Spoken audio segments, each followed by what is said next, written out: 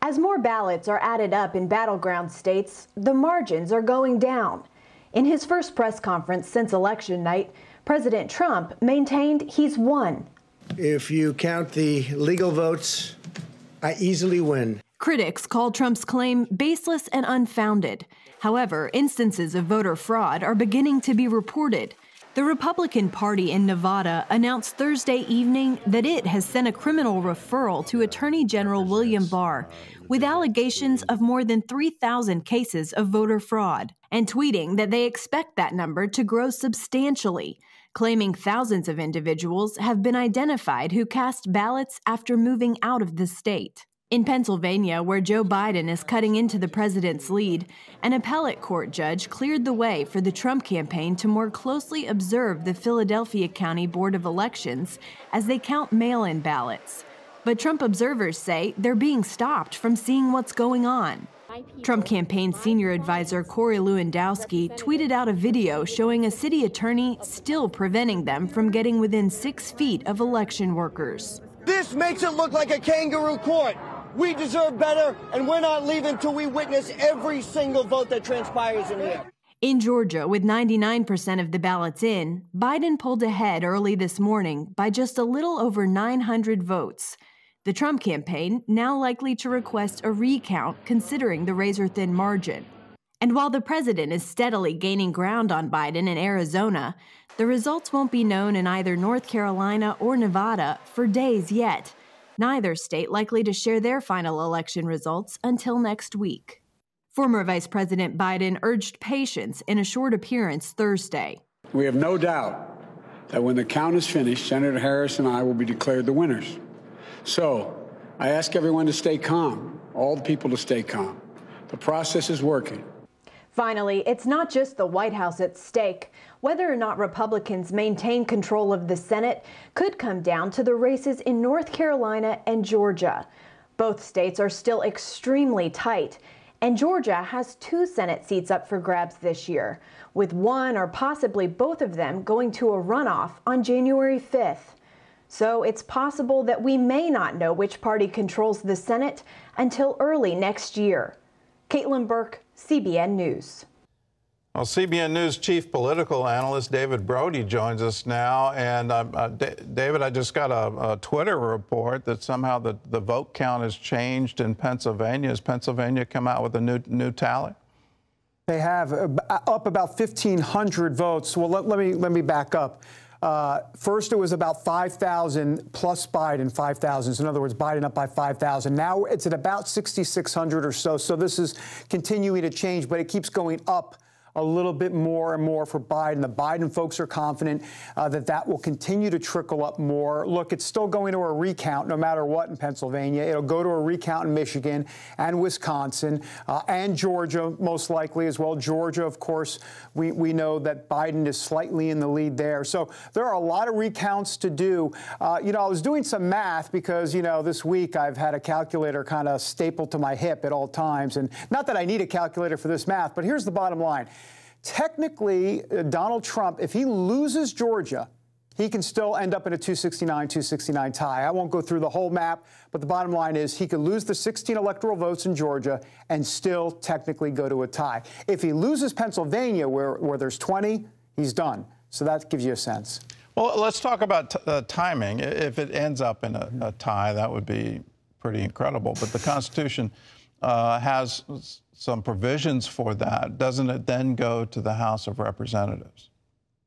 Right. It kind of ends up in this contingent election. We talked earlier a little bit about that as well, but you're right. It would then go to the Congress, and the House and Senate would have to decide. And in a case of a tie, what would happen is that state legislatures, I shouldn't say legislatures, but the states would decide within the House of Representatives. So in other words, you've got 50 states.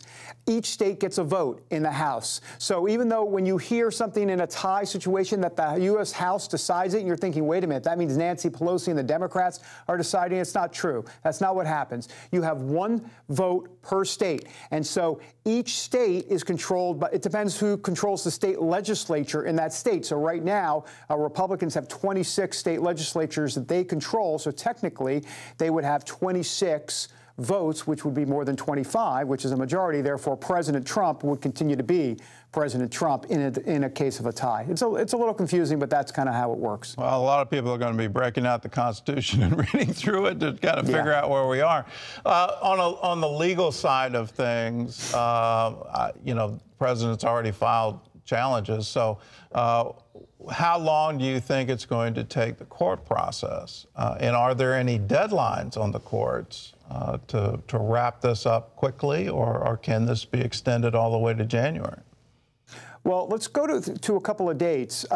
Technically, by November 23rd, all states have to stop counting ballots. Even though there's been deadlines, we've heard about North Carolina and X, Y, Z. By November 23rd, you have to put down the pen, if you will, or put down your ballot and say, that's it, we're done counting. So that's an interesting deadline to watch. Also, by December 8th, the electors have to be actually chosen, and then on December 14th, they actually vote. So I kind of get a sense that sometime in between then, we should have some sort of decision, hopefully before December 8th, but now we're into December, obviously. You know, one thing I noticed, Gordon, that if the Trump campaign is going to have any serious legal fight, it would probably be in Pennsylvania.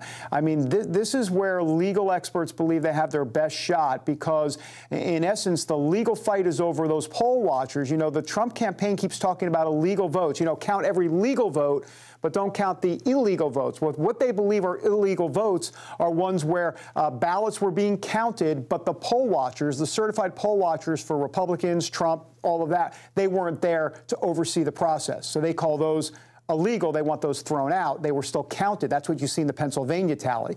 In addition, I don't want to kind of get into the whole Supreme Court situation, but the Pennsylvania Supreme Court allowed a 3-day extension of mail-in ballots to come in after Election Day, and the Trump campaign says, wait a minute, that shouldn't be allowed either. And what's happening right now, Gordon, hello.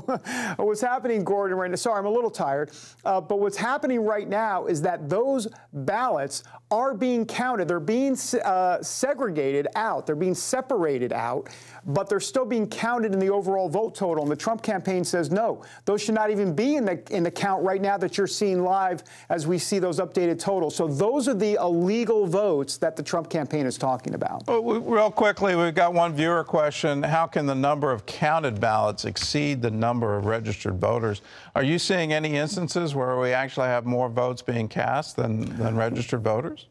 Right. We're looking into that. I can tell you this, that some of that has been debunked. I'm not saying all of it has been debunked, but what was out there on the internet that a lot of people are seeing, especially in Wisconsin and maybe I think in Michigan as well, is that, as that viewer said, there were more registered voters than actual ballots or more votes than registered voters. But that turns out that was information that was up on the website in Wisconsin that showed the 2018 registered voters. If you look at 2020 registered voters, it's more than the actual votes that came in. So anyhow, there's some confusion as to all of that. All right.